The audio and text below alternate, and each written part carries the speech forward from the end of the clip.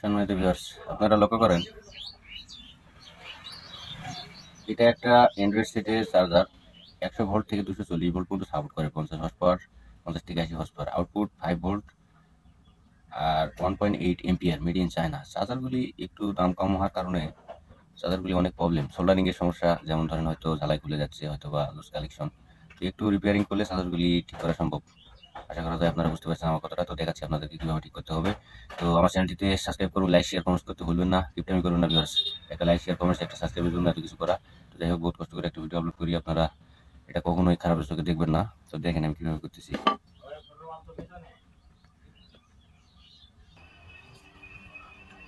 তো ভিউয়ার্স লক্ষ্য করেন আপনারা, এটা হলো আপনার হলো সমস্যা যেটা আমি ধরতে পারলাম, সেটা হলো যে একটা হলো এসি লাইনের, একটা হলো পিনের সমস্যা। দেখেন সোল্ডারিং এর জন্য এটা খুলে গিয়েছে, যার কারণে চার্জারটি চলতেছে না।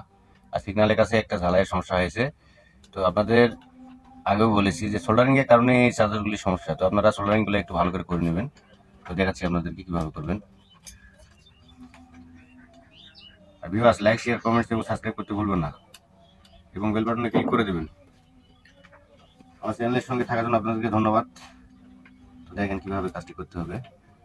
আমি কোনো ভুল কোনো ডিসিশন আমি ইউটিউবে আপলোড করি না, আপনারা রকম কিছু ভিডিও আমার দেখতেছেন। তো কমেন্টস করবেন, ইনশাল্লাহ আমি বা নতুন কিছু প্রয়োজন হলে বলবেন। এসি লাইনের কাজ আপনারা কখনো শর্ট কাজ করে এসি লাইনে দেবেন না, তাহলে কিন্তু আপনার কিন্তু মনে করেন যে বিপদ হতে পারে। এবং পেট্রোল দিয়ে পরিষ্কার করে নেবেন।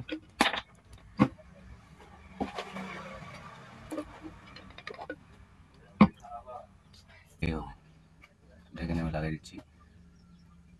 তো